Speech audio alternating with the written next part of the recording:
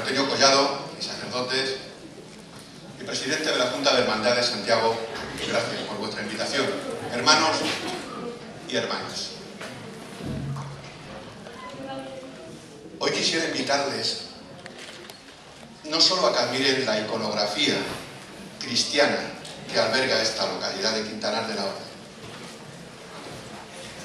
No solo quiero hablarles del arte de algunas de las imágenes, de la belleza de la Sagrada Escritura o de la cultura de un pueblo. Aunque es verdad que todo esto ha inspirado este pregón que he titulado Entre el cielo y la tierra.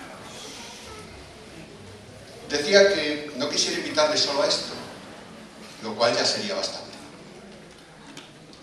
sino que hemos querido mostrar a través de este pregón multimedia lo que la teología, la liturgia y también la devoción popular expresa de forma diversa pero coincidentes en el fondo durante esa plenitud que son los días de Semana Santa, cuando se integran procesiones y otras celebraciones piadosas la pasión, muerte y resurrección de Jesucristo. Desde una profunda mirada a las imágenes atesoradas y demandadas en su día por sus cofradías titulares, Cofradía del Cristo de la Humildad, Cofradía del Descendimiento, Mayordomía del Cristo de Gracia, Cofradía de la Virgen de las Angustias, Cofradía del Santo Entierro y la Cofradía de la Virgen de la Soledad para la celebración de las procesiones de Semana Santa, nos acercaremos, decía, al simbolismo del corazón de María, traspasado por las espadas. Los principales dolores de la vida de la Virgen y que tendrán su reflejo en nuestras imágenes. Una tradición cristiana promovida por los servitas, aquellos que profesaban la Orden Tercera fundada en Italia por San Felipe Benicio, y fíjense qué siglo, en el siglo XIII, y que la mostraban mediante lo que llamaban la corona dolorosa. Tradición que fue recogida también en el breviario romano. Nuestro pregón comienza observando la cantidad de gente que hay por los caminos y las calles que llevan a Jerusalén. Jesús y los suyos llegan al Monte de los Olivos, un huerto en una colina que está situada cerca de la entrada de Jerusalén. Jesús se detiene entonces y señala una aldea que se ve claramente frente a ellos, llamada Betfagé, y dice: Id al pueblo que está enfrente de vosotros, y enseguida encontraréis una asna atada y un pollino con ella. Desatadlos y traédmelos. Y si alguien os dice algo, diréis: el Señor lo necesita, pero enseguida los devolverá. ¿Por qué necesita Jesús una montura? ¿Está cansado? ¿Es una fantasía? De ningún modo. Una vez más, es un medio para decir a los judíos que vean en él al Mesías, al Salvador, anunciado por los profetas. El Evangelio de San Mateo recuerda lo que ya había escrito antes, siglos antes, el profeta Isaías. Decid a la hija de Sión: he aquí que tu rey viene a ti, manso y montado en un asna y un pollino, hijo de animal de yugo. La llegada a Jerusalén se está convirtiendo en triunfal. Jesús es el hombre del día. Por todos lados aclamaciones, palmas, flores y ramas de olivo que se arrojan al camino por donde Jesús avanza. Vestidos y mantos tapizan el suelo. Jesús deja hacer. Conoce el alcance de este movimiento popular. Sabe también que no durará, que casi nadie comprende el espíritu, el alcance de su misión. pero la multitud aclama: Hosanna, viva el Hijo de David, bendito el que viene en el nombre del Señor. Pero hoy Jesús no tiene más que una idea: ha llegado la hora.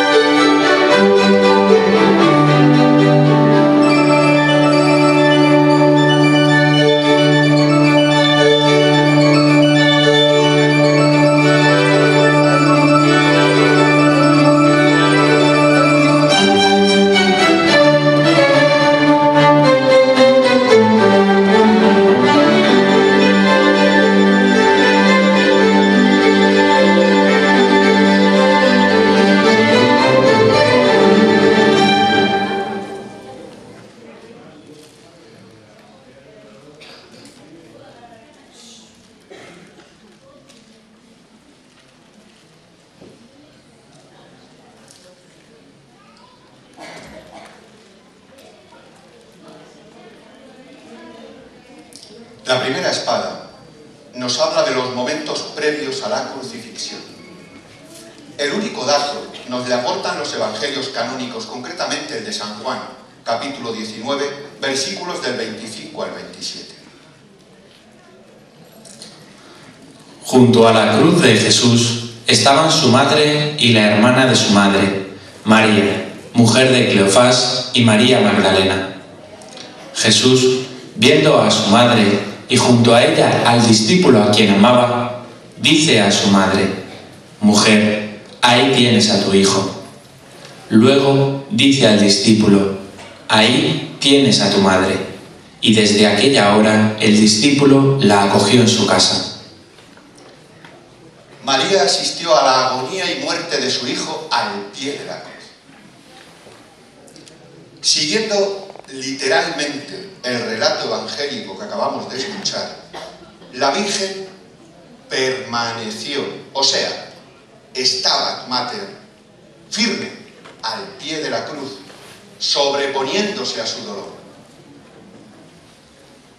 Nos encontramos pues ante el pasmo de la Virgen, es decir, ante los desmayos que según la creencia popular le sobrevinieron. Esto es, atribuir a la Madre de Dios, situarla en el conjunto de la humanidad doliente e identificarla con las numerosas madres que tienen la desgracia de perder un hijo a temprana edad. Pero el famoso himno Stabat Mater, atribuido a Jacopone de Todi, pretendía mostrar la fortaleza de María durante el suplicio de Cristo, que no impedía, más bien al contrario, que un inmenso dolor llenara su corazón. Desde la cruz y antes de expirar, Jesús entrega a la Virgen al apóstol Juan como madre, quedando éste como hijo. El gesto, profundamente simbólico, encierra una gran carga teológica. Todo se ha consumado. Cristo muere. Su madre está presente, rodeada de un pequeño grupo de incondicionales.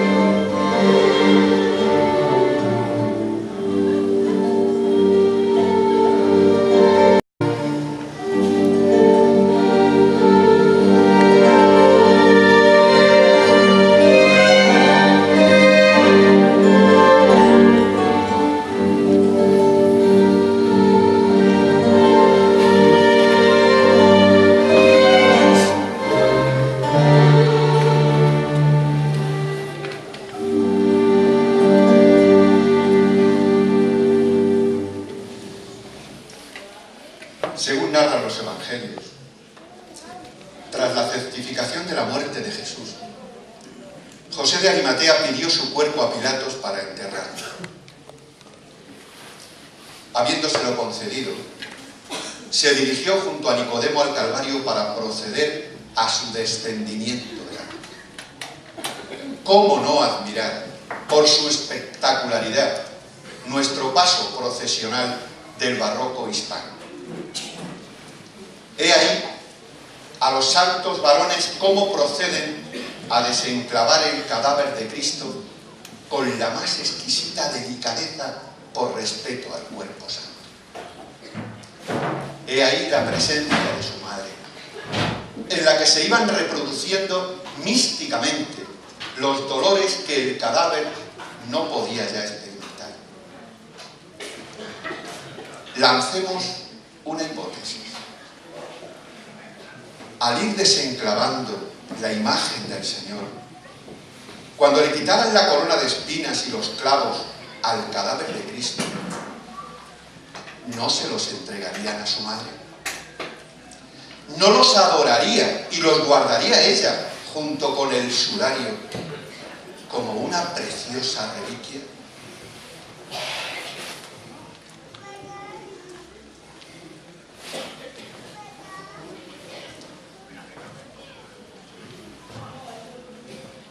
Demos un significado mariano para los 3 clavos. Son palabras escritas en el siglo XVII por Fray Antonio Ares. Los 3 clavos son símbolo mariano de las 3 potencias del alma dolorosa de la Señora.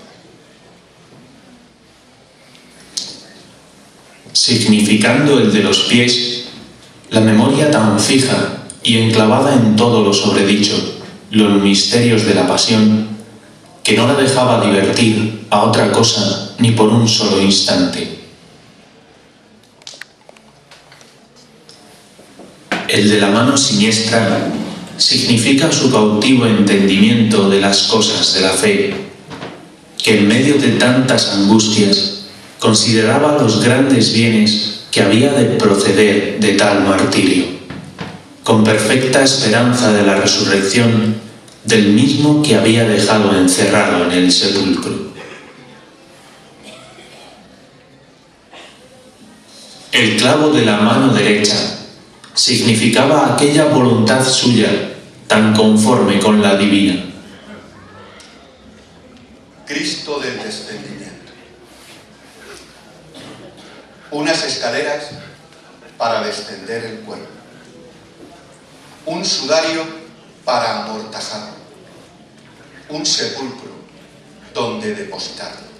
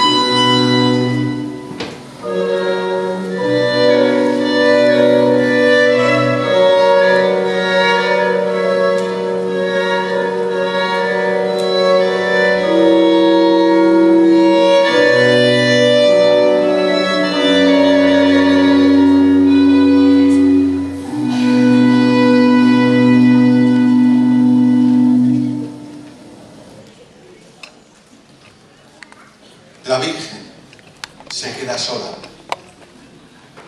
angustiada, víctima de su grandeza y sumergida en su dolor, entregada exclusivamente a la piadosa contemplación de sus devotos. Virgen de las Angustias. La gran tragedia de Cristo difunto sobre las rodillas de su madre abandonada y dolorida. ¿No recordaría en esos instantes la Virgen los dulces momentos de la infancia? Ved la belleza del niño Jesús adorado por los pastores. Advertid al niño Jesús envuelto en pañales, mostrado por su madre a los Reyes Magos. Contemplad la presentación del niño Jesús en el templo. Y ahora, la crueldad apreciable en el cuerpo yacente de Cristo tras su pasión, que la Virgen muestra envuelto en la mortaja a cuantos se acercan. ¿Qué nos queda, pues? Solo lamentarnos por nuestros pecados. Ellos han sido la causa de esas brutalidades y del dolor que llena el alma de la Virgen. Una vez que el cadáver de Cristo ha sido descendido de la cruz, tiene lugar el lamento fúnebre, según era costumbre en todo Oriente.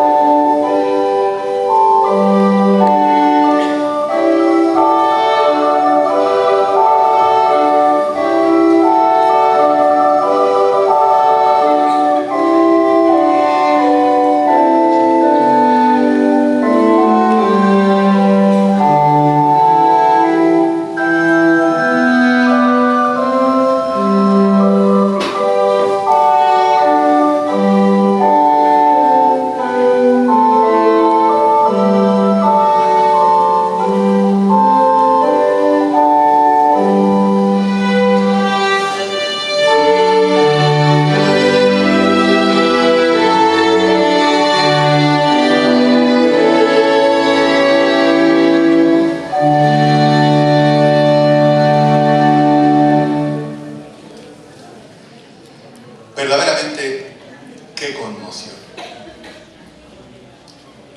María acompañando el cadáver de su hijo al sepulcro. Los fieles que le siguen lloran contemplando lo que ellos creen el final del gran drama de la salvación del género humano. Amortajado el cuerpo, es de creer que le pondrían en unas andas, como era costumbre llevar a enterrar a los difuntos. Y toda aquella compañía de devotas mujeres irían llorando con la madre del difunto, que lloraba como la viuda de Naín a su hijo único, que había muerto en la flor de la edad. Oh Dios infinito, ¿cómo no salís al encuentro de esta desconsolada viuda y la decís, no quieras llorar? ¿Cómo no tocáis esas andas en que va el cuerpo, hijo único suyo? No es difícil imaginar, incluso en nuestros tiempos, el doloroso cortejo que condujo el cadáver de Cristo hasta la sepultura que había cedido José de Arimatea en un huerto cercano al Calvario. La piedad popular quiso escenificar un entierro de acuerdo con las costumbres sociales de la España del siglo de oro.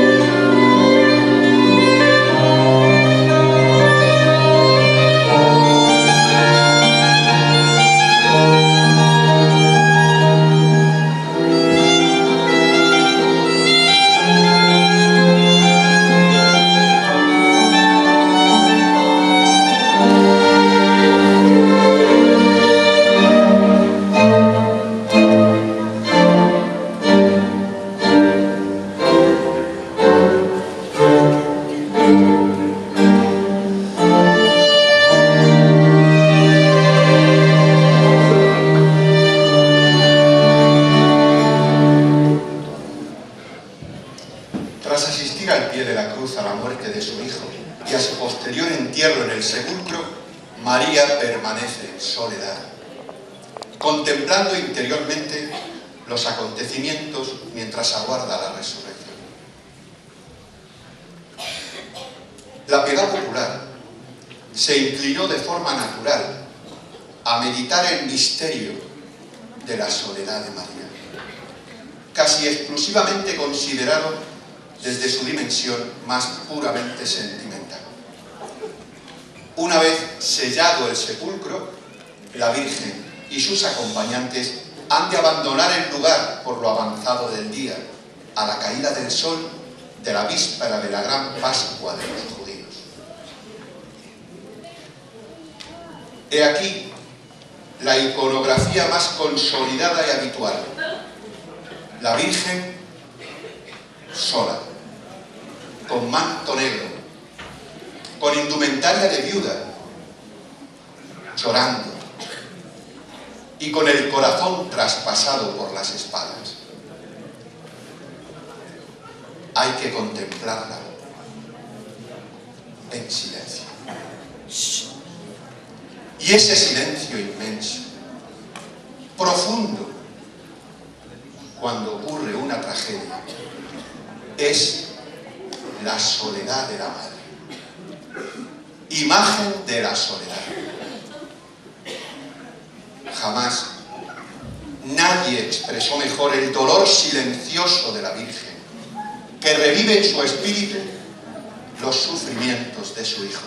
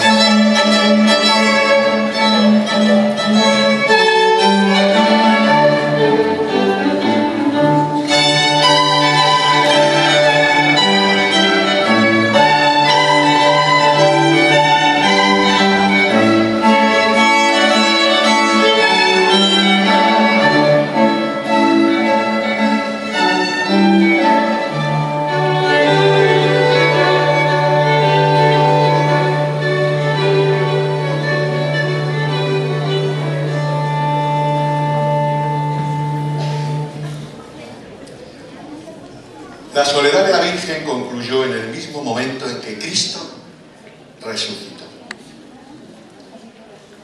Nada dicen los evangelistas de una aparición a su madre, pero la piedad del pueblo cristiano se inclinó pronto a darla por cierta y además que ocurriera la primera de todas.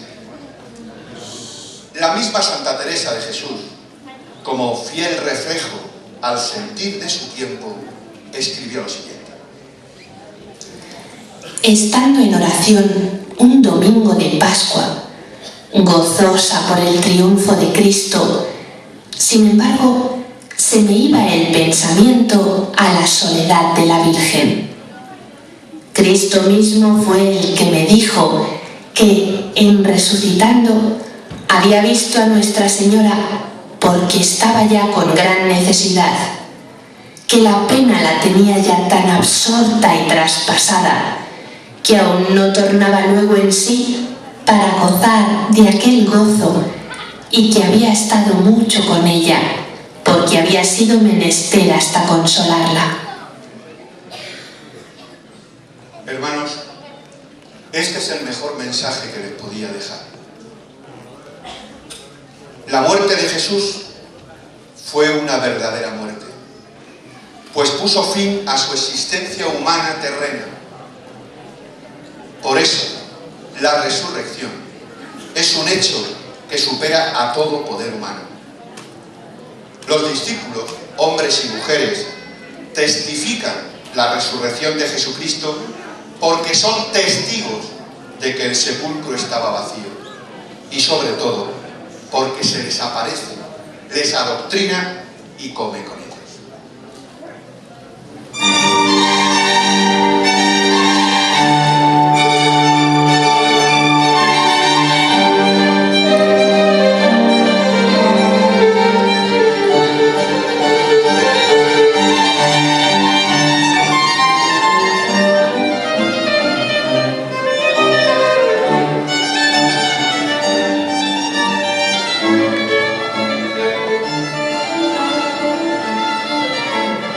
La Eucaristía es la fuente y cima de toda la vida cristiana. En ella se contiene todo el bien espiritual de la Iglesia, es decir, Cristo mismo, nuestra Pascua.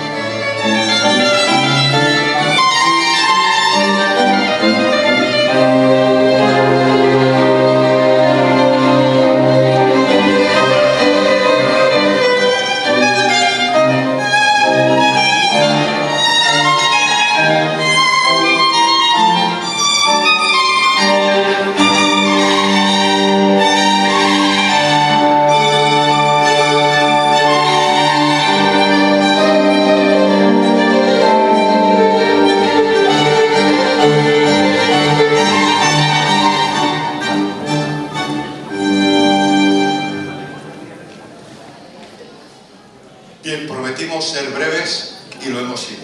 Gracias por su atención.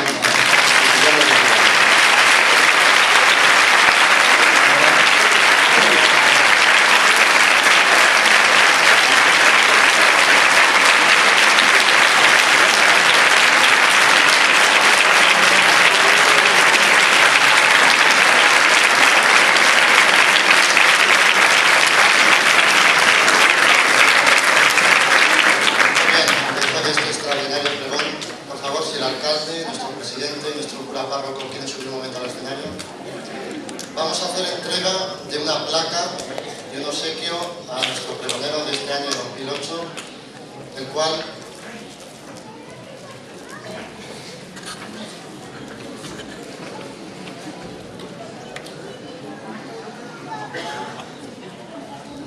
se le va a hacer entrega de una placa en recuerdo de este pregón de Semana Santa 2008 que hace entrega a don Santiago.